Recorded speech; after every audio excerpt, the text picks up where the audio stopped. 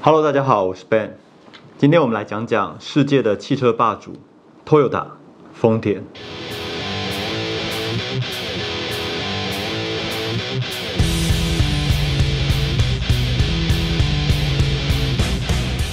先说啊，我自己对丰田有很不一样的感情。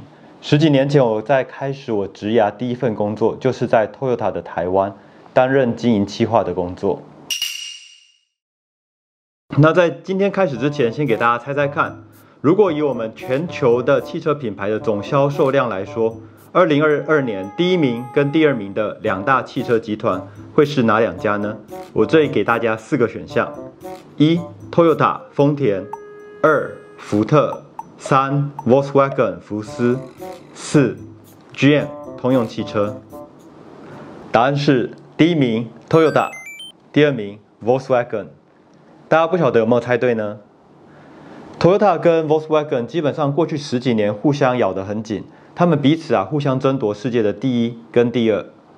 值得一提的是，在日本的车厂里面 ，Honda 本田在全世界的销售量排在第6，那Nissan呢排在第7，日本就占了全世界前10大的3名。之前我在东京做 M&A 的时候也曾经跟日产一起工作过，那也常常去他们位于这个横滨的总部跟他们一起开会。那关于这个日产的故事，它其实跟这个 Toyota 又非常不一样。那也希望之后能够专门做一集能跟大家报告。其实我们大部分的人终其一生最大的花费，大概第一名是房子，第二名就是汽车。那汽车也是最经典的耐久材。那这种耐久材呢，我们可以预期要比较长期的使用，所以我们在买的时候决策就会比较慎重。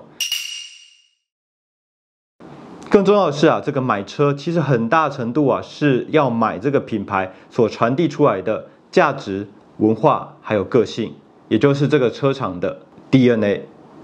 举个例子，大家想到 BMW， 想到 Ford， 想到韩国的现代汽车，应该都会有不同的印象，对吧？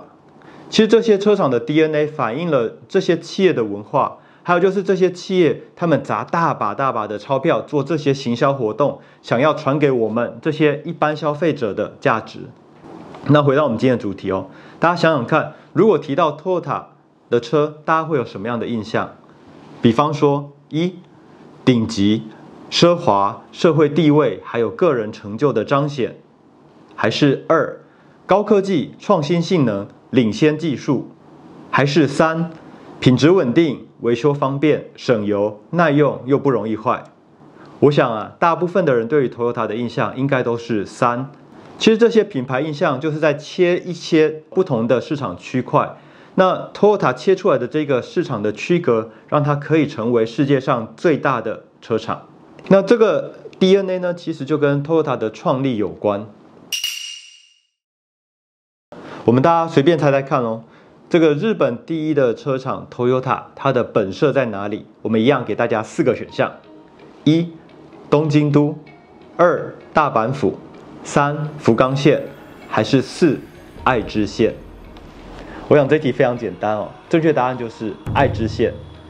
在爱知县的名古屋，以城市人口来说，是日本的第4大都市，仅次于东京的23区、横滨市还有大阪市。不过Toyota 所在地可不是这个名古屋市这么繁华。那 Toyota 在一个现在叫做丰田市的地方，即使是现在从名古屋开车都要快要1个小时的时间才可以到达。现在这个地方因为它是Toyota 的本社，那可以说这个城市母凭子贵，因为 Toyota 所以它越来越繁荣。以前这个地方叫做菊母市 Kolomo， 那它以前真的是偏僻到不行。那这里跟大家附带一提，这个菊母这个名字大概被叫了1000多年。到1959年才因为丰田的贡献，所以这个市议会决定我要改名叫做丰田市。那1960年代，东京的记者曾经来采访过丰田，那留下了以下的记录：他换了好几条铁道，然后换到最后还是单线的电车，窗外满满的稻田，还有零零落落的野草。那时候的丰田市没有娱乐业，也没有 hotel， 也不像是有这种キャバクラ这样的夜生活。所以当时到丰田出差的人只能住在这个民宿里面，而且是那种真的民宿，也就是说这个主人也住在这个房子里，那只是说空1、2间房间，那打开来，然后让外面的人可以来投宿，顺便贴补一些家用的这种普通的民家。所以我们回过头来想，Toyota 的 DNA 这么朴实无华，其实真的其来有自。那如果要我来形容Toyota 的 DNA， 我会用2个字来形容，那就是坚实 堅実。它没有任何的炫技，没有花俏，也没有花招，也没有不必要的装饰，那就是非常的坚实、扎扎实实的这个企业文化。我们刚刚讲到Toyota 的本社在爱知县。那说到爱知县，大家应该会想到那个改写日本的历史、统一整个战国时代的纷纷扰扰最有名的大名德川家康，他家的世世代代所在的三河国，也就是今天的爱知。那我们看了很多记录就是德川家康他的性格其实就是勤俭、朴实、好学。那他一辈子就不喜欢那种艺术或是像这个秀吉喜欢那种茶会那种虚的。这个家康公他对于这个西洋的东西却非常的好奇。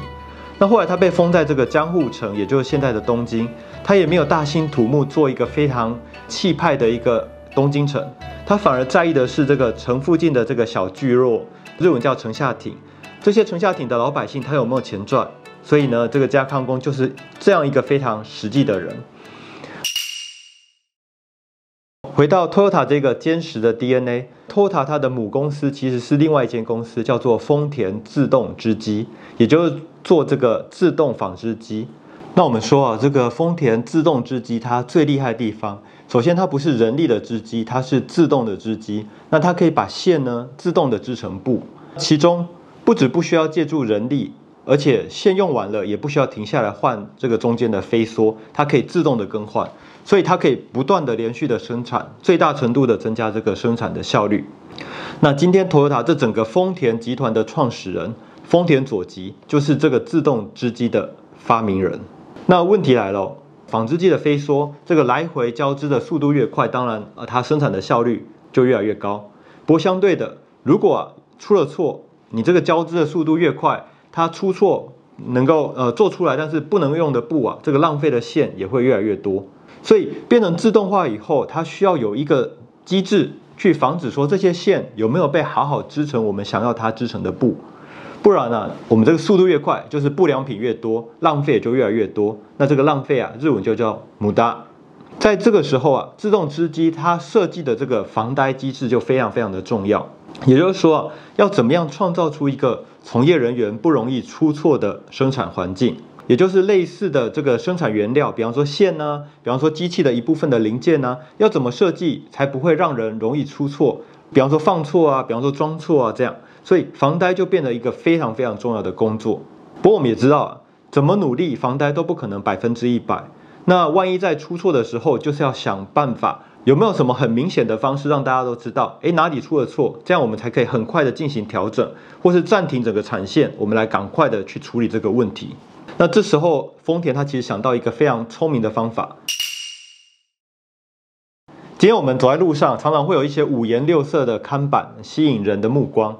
那这个看板它就是让人家可以容易注意到的宣传或是提醒。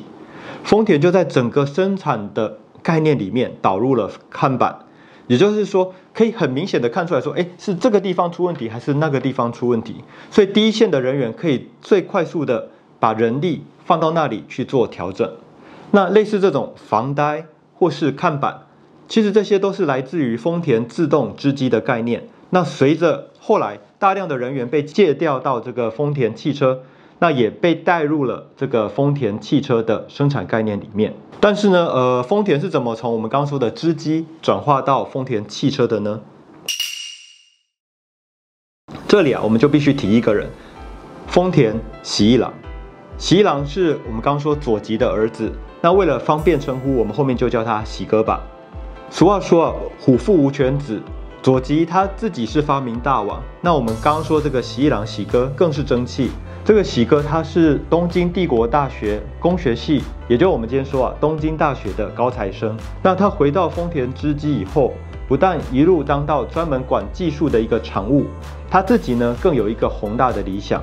他以整个日本的国家层面上来看，喜哥看到说汽车这样一个新兴的工具所带来的生产力对于整个国家强盛的深远影响。那从市场面来看，他也看到说汽车这样一个商品，它其实是有巨大的潜力，还有背后呢有无限的商机。那时候喜哥在想的是，日本1亿的人口，如果10个人一台车，那就是1000万台车。如果每一台车可以用10年的话，那每年就会有100万台车的市场。到今天啊，日本已经有超过8000万台的汽车，平均每1.5人就有一台汽车。所以我们可以看得出啊，这个喜哥当年的远见。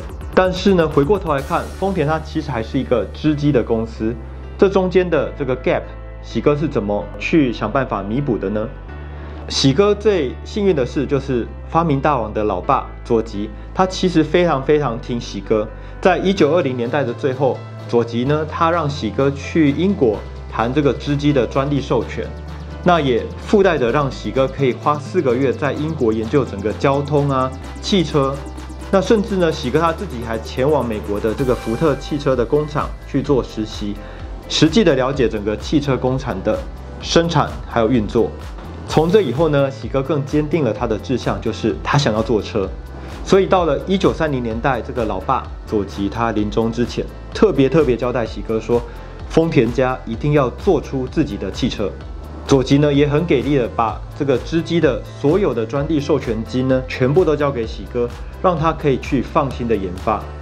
那喜哥也把当时丰田家最大的家业，也就是织机，交给了他的妹夫。那他自己就专心做一件事，就是开发汽车。也因为如此，发明大王的儿子喜哥陆续的开发出丰田自己的 A 型引擎，也做出了乘用车，开启了今天 Toyota 汽车的一代伟业。织机起家的丰田跨足了汽车业，让丰田一路走到了今天的世界第一。这就是我们刚刚说的坚实制造生产的企业 DNA。但是在这个背后，除了我们刚刚说喜哥以外，还有一个关键的人物。那下一集就让我们好好来琢磨丰田汽车背后的秘密是什么。我是 Ben， 我自己在日本住了将近10年，然后在东京的4大会计师事务所跟日本的客户做过将近70个日本国内的企业购并跟投资案。那后来又花了将近5年的时间，跟50多个日本传统的出版社、新媒体密切合作过数位转型跟内容的发展策略。那我一直觉得我们台湾每年有那么多人到日本旅行，也从动漫、影剧、饮食还有文化中大量吸收各种日本的元素。那这样的交流固然是很好的事情，在这个基础上，如果我们可以更深层的理解日本这个国家各种面向，在个人来说，不止旅行起来可能可以更有趣，那我们也可以学习日本的文化历史或是经济发展中各种过去的宝贵经验。所以我希望可以透过这个频道，可以很轻松，但是又有知识点的跟大家天南地北的聊聊我在日本近10年所观察到的点点滴滴。所以大家的每一个订阅、按赞、留言、分享，都可以支持我们做更多更好的内容，让大家一起来深度理解日本。谢谢。